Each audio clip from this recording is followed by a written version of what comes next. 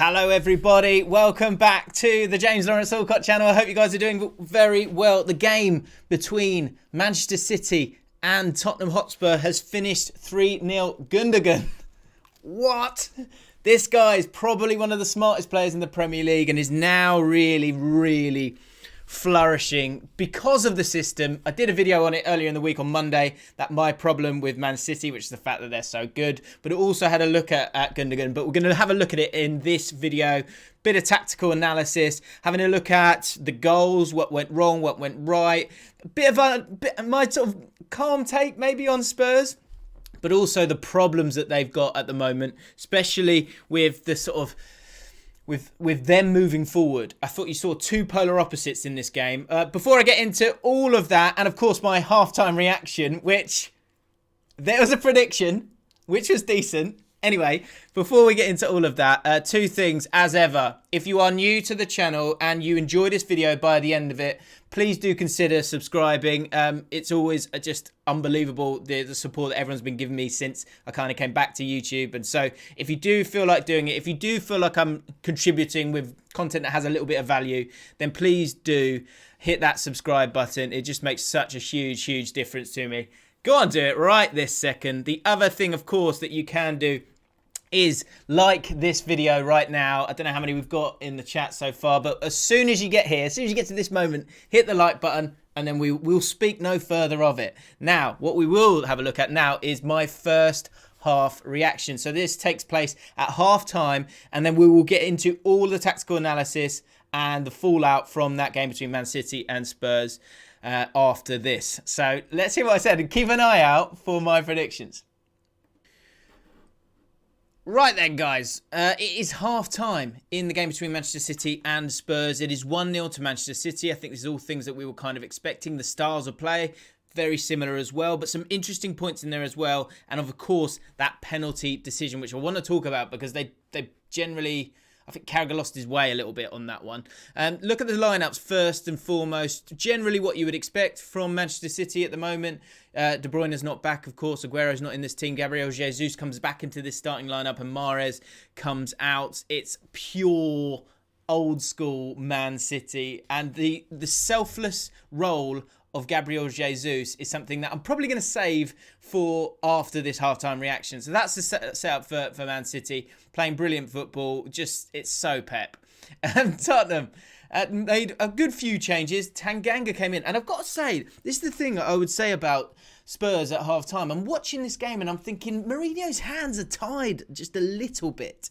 Because if you look at this, and look at the way that they're playing as well. They're playing really narrow. They've had to make some changes. They've had extra time in midweek, and then you go and play Man City, and I think that's going to play a big part in the second half. Spurs going to tire? But Tanganga comes in playing because ultimately I don't think Mourinho trusts Aurier.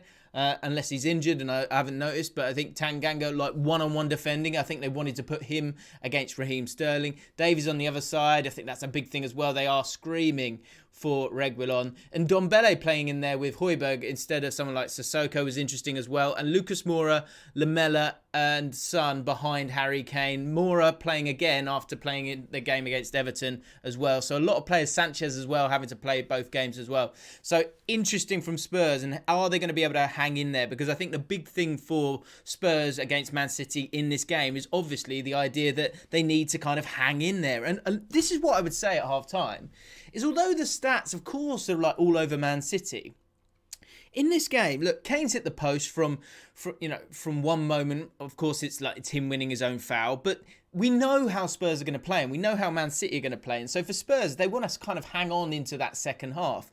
What I have enjoyed, I guess, and maybe I've just watched too much of Spurs, is that the sort of the snap, crackle, the pop is kind of there a little bit more than it was in the Chelsea game.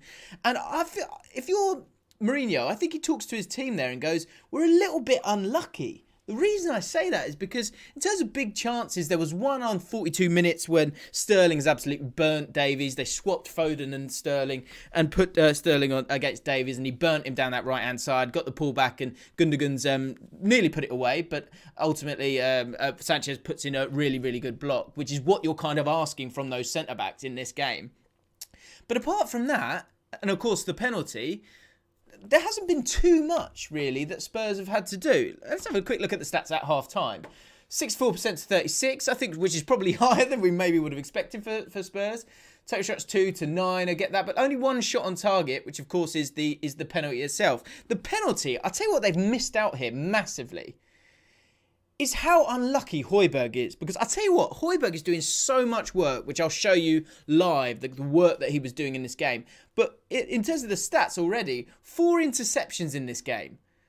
The next best is Bernardo Silva with 1. The work that he does for this team is absolutely incredible, especially against a team like Manchester City. But the penalty comes from, I'll tell you what, I'll show you it quickly.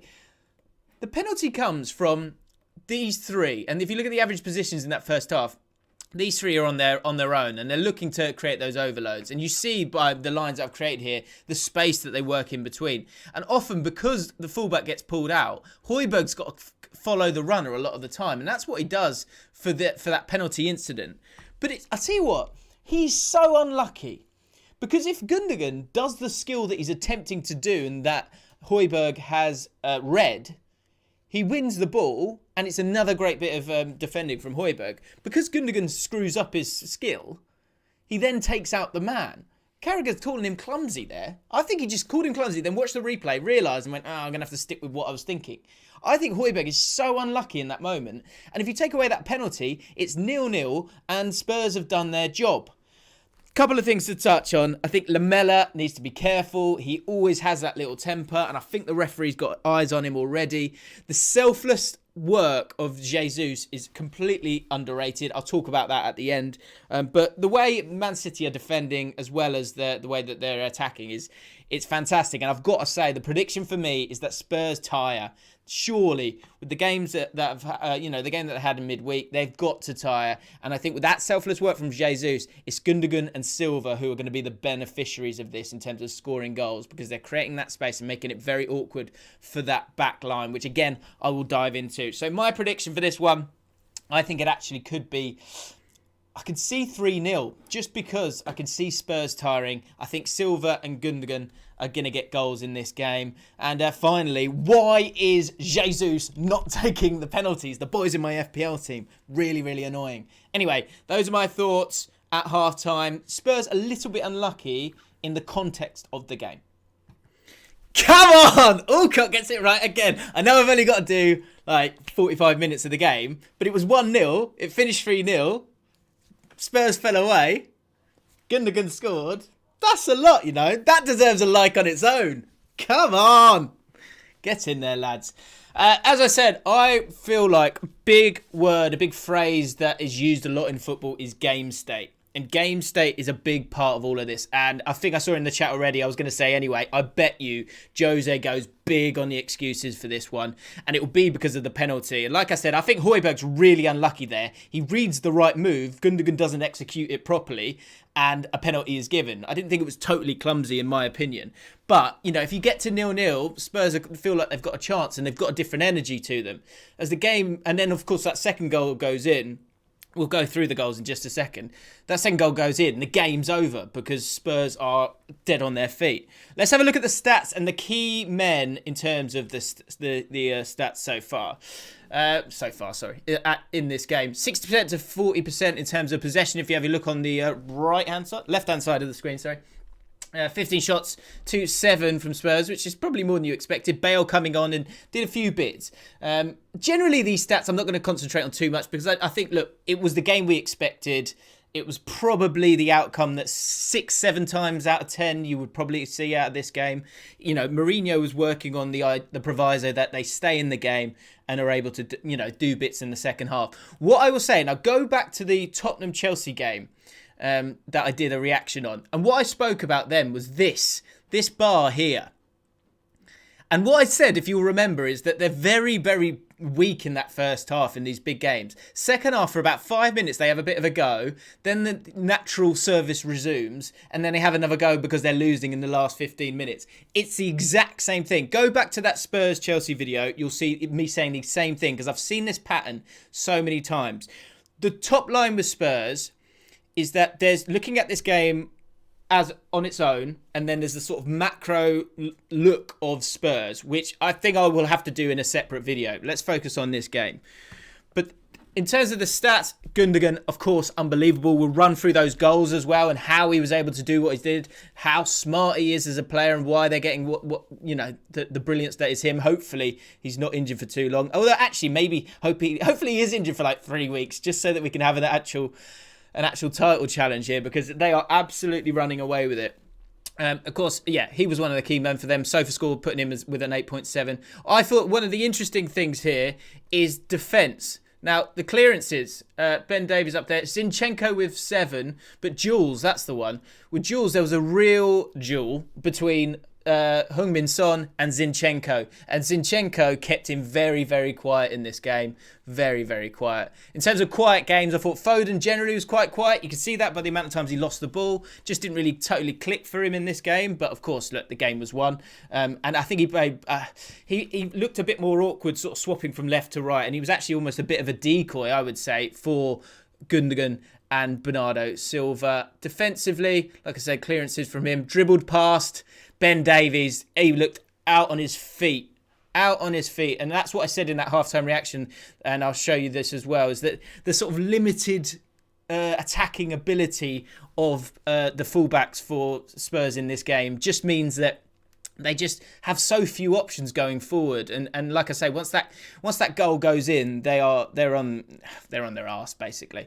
But yeah, got dribbled past 5 times. Højbjerg as well, who does so much work for this team, so much work for this team. But you know he's foraging in a very wide open space in the second half of some of these games at the moment. In terms of passing, I think the top two, Zinchenko again. It's interesting down that left hand side, they were able to get those overloads. And let's go to the tactics board now, because I think this is where we can sort of highlight that sort of some players at Spurs that actually played well. I always come from these games thinking Eric Dyer's played all right here.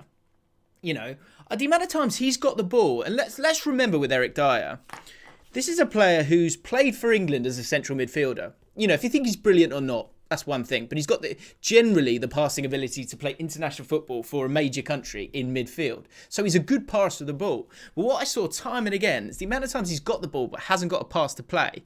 It's an absolute killer for him. It's an absolute killer for him. We've got ourselves a super chat, by the way. Peter Kelly, check on Flav. Jim, he won't want to do the football chat part of your non-football podcast. I think you're probably right. I did actually message him and go, you never know, you might still be in this. And then literally 2 seconds later, they might have considered. But for me, the big thing here is the way that...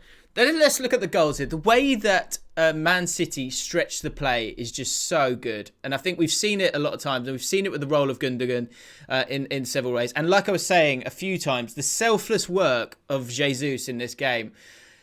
With Man City, we know that they like their different sections, don't they? They like to have five or so different sections, something like that, isn't it? Let's just draw it out here quickly. And you'll see that the width of the pitch, they just use it so well. They use it so well. Let's get that last one here. Generally, they want to play like this, right?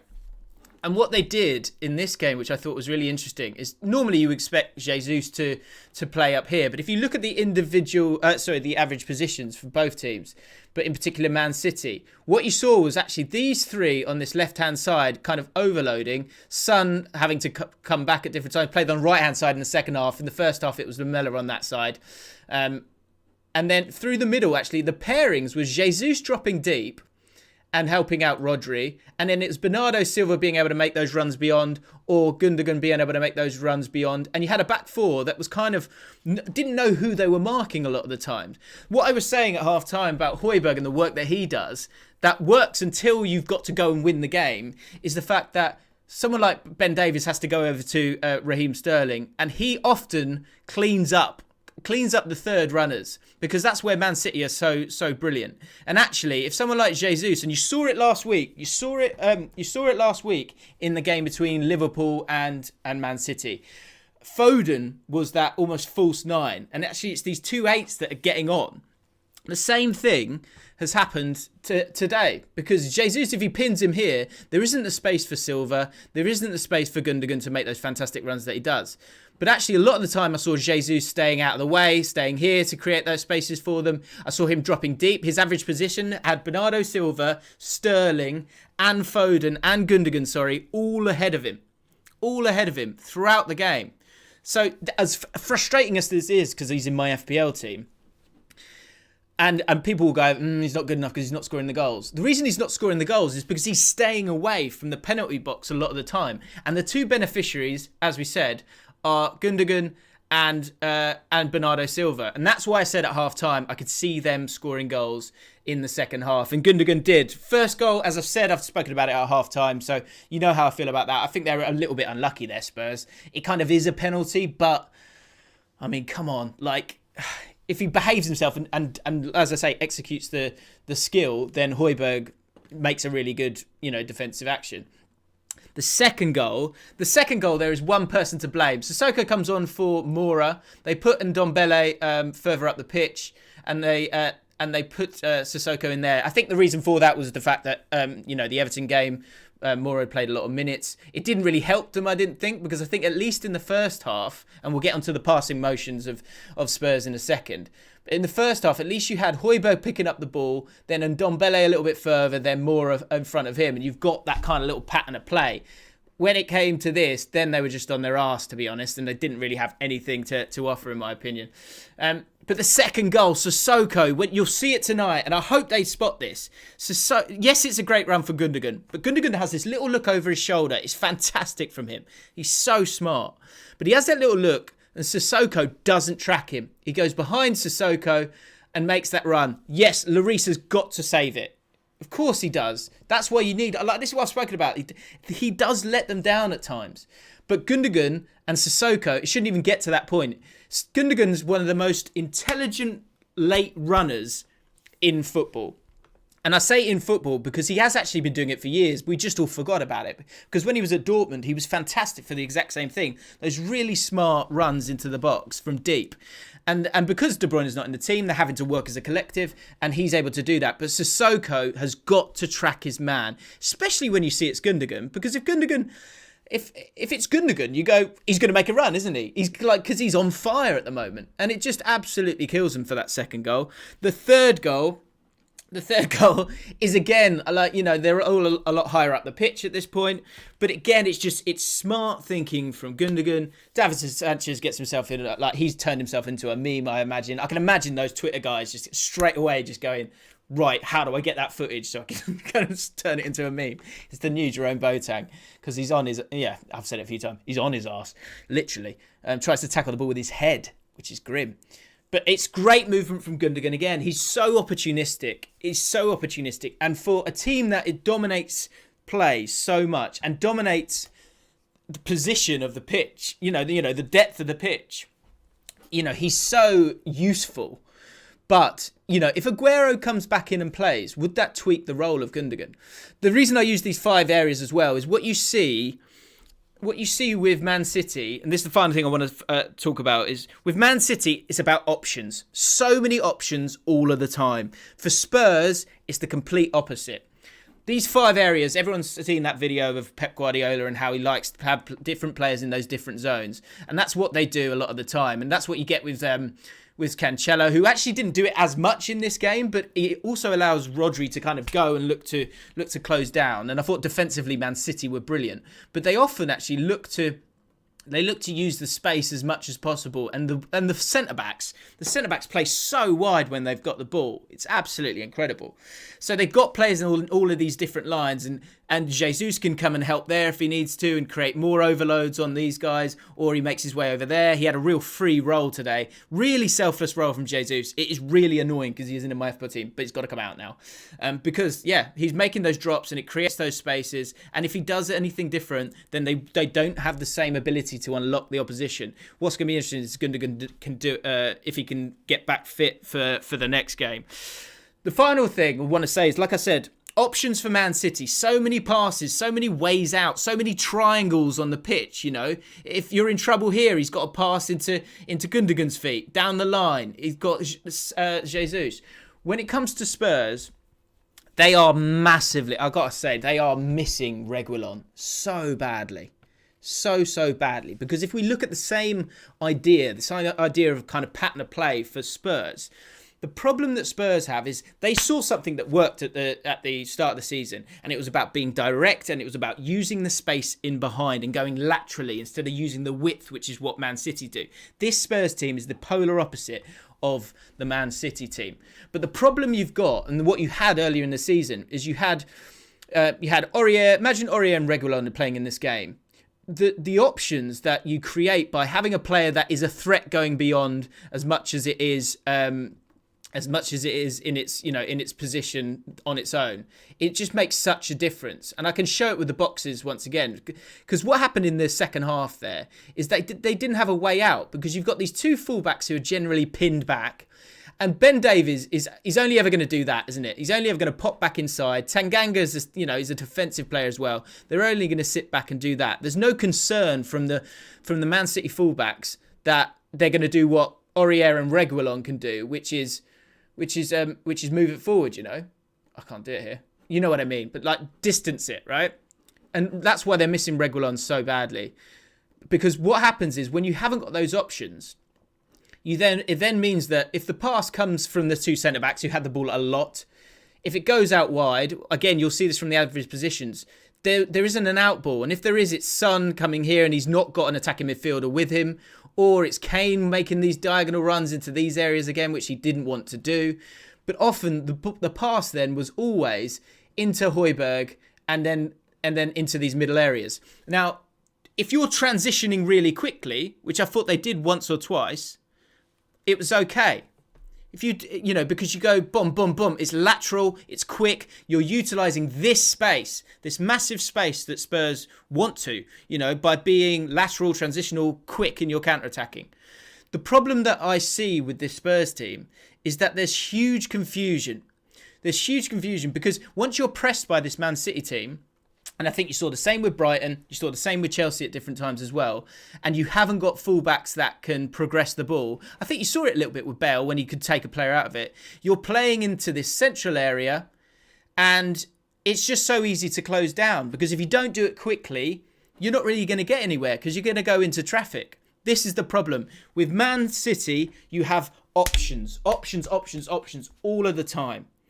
For Spurs, you've just got that little bit of confusion, because if the only tactic doesn't work, which is to hit Kane's chest or to quickly move the ball or one player to do something on their own to progress it, and Ndombele, for example, who did it once or twice, they run out of ideas, they run out of options, and they have to go back and play safe, and it's too easy. And that's all fine. Come back to that word game state. That's all fine in these big games when you're playing against a team like Man City and it's 0-0, because what you're banking on is the pressure. Is the pressure moving up on Man City to find a way to crack the nut that is Tottenham. That's what happened in the first game. The other thing is who scores the first goal. Game state. Again, Spurs score a goal early in that game earlier in the season. They've got something to defend. It changes the energy and it keeps you positive. And on a macro level, there are big problems here at Spurs. But on a micro level, game by game, there are a lack of options. That is the big thing for me. What do you guys think? Talk about man of the matches. Get your questions in. Let me know what you think. I could talk about this all day. 705 people watching as well right now. If you've enjoyed this kind of analysis, if you're enjoying what we're doing at the moment, please do consider subscribing to the channel. I can't do it myself. So literally that number is all down to you. So everyone who has hit the subscribe button, thank you so much. And hit the like button as well. It'd be amazing to get over 1,000 likes on this video. That'd be really, really cool. But yeah, what do you guys think? Man of the match? Any key players, any players that were just sort of totally out of their depth? I think one for me, people were going to go on Ben Davies, but you know what Ben Davies is about, and for him to have to play those two games, I think is a lot. Spurs fan 202, Lloris had a bad game. Everyone had a bad game. Why did we get Bale? Why Vinicius? I'm very annoyed at the state of our football club. That's, the Bale, when Bale came on, I thought he was all right, I thought he played quite well. That was the other thing I was looking at in that second half, was that you had Kane and those guys a little bit further up.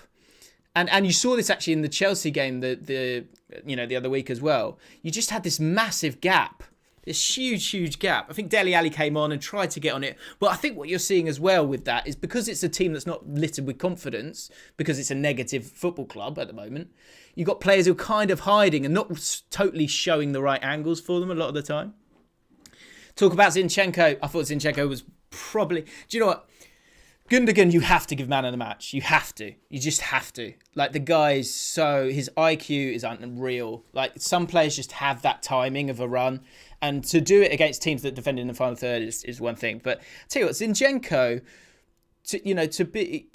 I think it helps with the whole team doing well, but I think he's matured in his development as well in terms of the defensive side of it. As I showed at the start of the video, he's winning his one-on-one duels against one of the best players in the Premier League in Heung-min Son. I think if you keep Heung-min Son quiet, you're probably keeping Spurs quiet. That would have been the threat that they were expecting. And he was awesome, and he has really grown into that left back role. It'd be interesting to see if he's happy with that, if he wants to stick with that. And I think it just highlights they've got so many flexible footballers. The first half of this game was so fluid from Man City. So that's why I come back with Spurs. I understand this pattern of play. I get it. But you run down cul-de-sacs once you go one goal down, Spurs need to pull a Liverpool and somehow get a good keeper and a centre-back. I think, is Lloris coming to the end of the road here? I did a tier list and I said that he wasn't a great captain. That was kind of maybe something a little bit different. But I do think he's just... There's elements of disappointment every season with him. Clanger's probably too heavy a word, but does he save the penalty? Probably should do, shouldn't he? Maybe that's because we're kind of looking at him, in a negative light at the moment, right? Tottenham should make a lot of pressure to City... Hang on. Zinchenko is very similar to Cancelo, in my opinion, in the sense that he often shifts into midfield and he wants the ball. I think that's a massive point to make as well. Yeah, the kind of confidence to do that. And I think what you see with that is when, say, Zinchenko does it or whoever does it when the ball's on the other side, what it means is that Rodri, I think you're seeing the best out of Rodri because of that. Because Rodri knows that he can go and attack the, it can attack the press and be the first trigger to try and go and win the ball, because he know he's got someone like Zinchenko to fill in behind him. I think it's really helped him to having that cover on both sides. Gündoğan's second goal should have been after the watershed. Yeah, fair enough. Rodri, man of the match. Yeah, the one thing I'll say about Rodri is this system makes Rodri great. I think that's why Rodri was struggling before. So was he always great, but he just needed a system, or is he not that great, but this system is just really working for him? I don't know. Let me know. Right, guys. Hopefully you enjoyed that. As I said, do me a favour, hit the like button. Let's get over 1,000 likes on this one. Let me know your thoughts on Gündoğan, on Man City and how they tweak for the next game if Gündoğan can't play in this next game. Any other players that you thought did well, players that you think aren't good enough for Man City or for Spurs, probably in particular Spurs. And let's talk about Spurs in the comments. What's wrong here and how do you get back to where you want to be, Sorry, quick super chat. Let's just read it out because I missed one the other day. Jude, sorry about that. Jehovic, a.k.a. Jacob, finished work and jumped on the stream. I love hearts. Thank you, my friend. Thank you very much. I hope you're all good. Thank you so much, guys. I hope you have an amazing weekend. Hang in there. Look after each other. Lots of love from me to you. Have a great weekend. And I'll see you very soon. Peace!